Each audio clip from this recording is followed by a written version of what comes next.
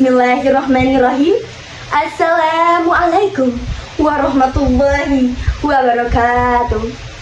Shalom, Om Swastiastu, Namo Buddhaya, salam kebajikan.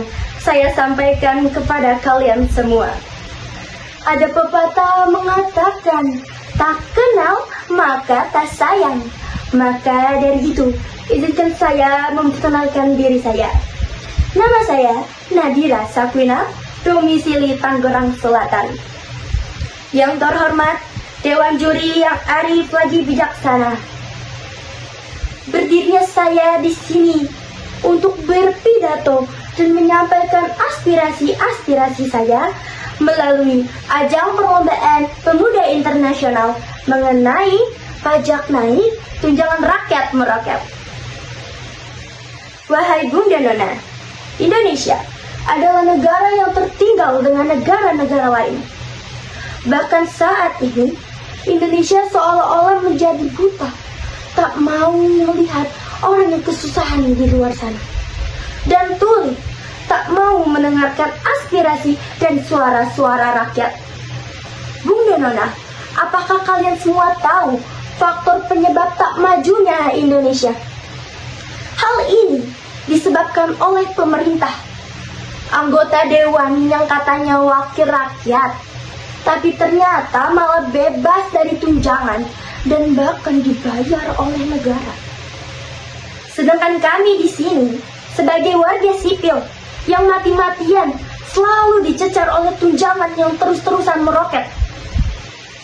Pak, Bu, coba lihat buruh las yang tak mampu membayar pajak dengan gaji perharinya 120.000.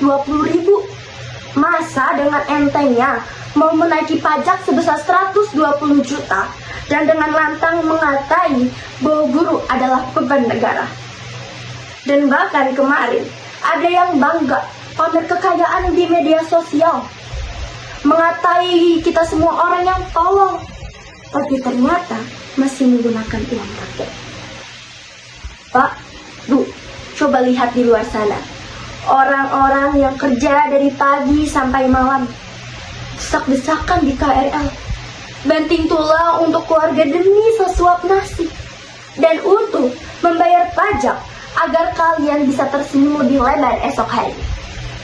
Inilah kami, warga-warga sipil, yang selalu dicecar oleh banyak tunjangan.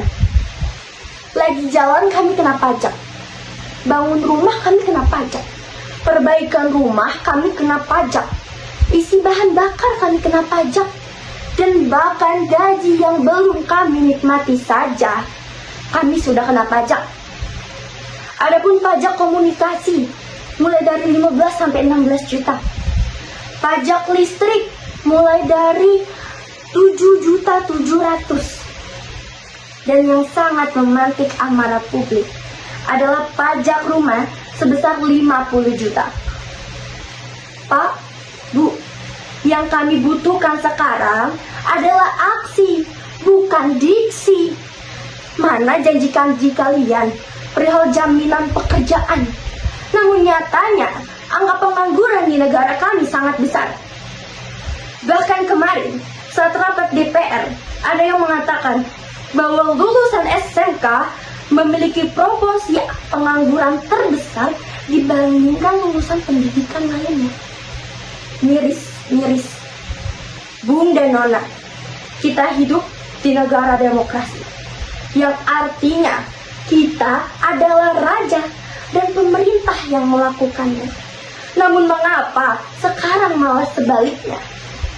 Disebutkan di pasal 28E ayat 3 bahwa semua orang berhak atas kebebasan berserikat, berkumpul, dan mengeluarkan pendapat.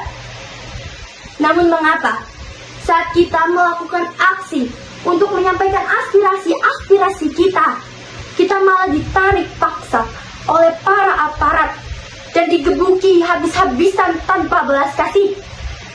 Padahal kami hanyalah meminta keadilan yang tak pernah kami rasakan. Bunda Nona, ada pepatah mengatakan bahwa pemuda hari ini adalah pemuda esok hari. Maka dari itu, dalam ajang perlombaan pemuda internasional. Saya mengajak kalian semua agar menjadi pemuda dan pemudi yang berani, beraksi, berpendapat, berdedikasi, dan berkedaulatan rakyat menuju pemuda dan pemudi Indonesia emas. Bunda Nona, kita hidup di negara yang memiliki aturan. Artinya, lantas bagaimana etika kita dalam menyampaikan aspirasi-aspirasi kita? Disebutkan di dalam pasal nomor 6 Undang-Undang nomor 9 1996. Yang pertama, kita harus menghormati hak-hak dan kebebasan orang lain. Yang kedua, kita harus menghormati aturan-aturan moral yang diakui oleh umum. Yang ketiga, kita harus menaati hukum dan ketentuan aturan perundang-perundangan yang berlaku. Yang keempat, kita harus menjaga dan menghormati keamanan dan ketertiban umum. Dan yang terakhir, yang kelima, kita harus menjaga keutuhan, kesatuan, dan persatuan bangsa. Hadirin yang saya hormati, Artijo Al-Kautsar, Hakim Agung Indonesia pernah berkata, jangan hanya protes, tunjukkan juga bahwa kamu punya dedikasi. Sekian pidato dan aspirasi-aspirasi yang saya sampaikan. Kurang lebihnya mohon maaf, karena kesempurnaan hanyalah milik Allah Subhanahu wa Ta'ala semata. Sekian pidato dari saya. Wabillahi taufiq wal hidayah. Wassalamualaikum warahmatullahi wabarakatuh.